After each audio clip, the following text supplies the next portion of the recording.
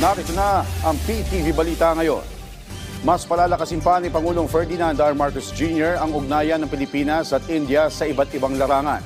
Sa kanyang mensahe bago ang kanyang state visit, muling binigyan diin ng Pangulo ang pagiging magkaibigan ng dalawang bansa buhat noong pre-colonial times. Sa pakikipagpulong niya sa mga lider sa India, muling isusulong ng Pangulo ang kahalagahan ng international trade, maritime law at pagpapanatili ng kapayapaan sa Indo-Pacific region. Isusulong din niya ang pagpapalakas sa ating turismo sa tulong ng visa-free privilege para sa mga Indian travelers. Nais din ng Pangulo na palakasin pa ang ugnayan ng Pilipinas at India sa larangan ng depensa, kalusugan, agrikultura at pagdinegosyo.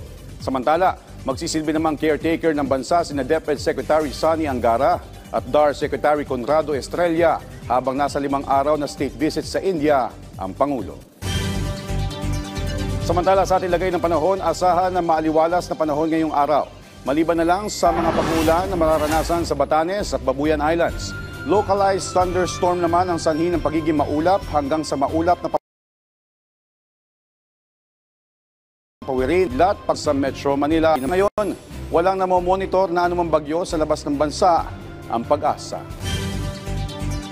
At yan ang mga balita sa oras na ito. Para sa iba pang updates, i-follow at ilike kami sa aming social media platform sa @PTVPH. Ako po si Joshua Garcia para sa Pambansang TV sa Bagong Pilipinas.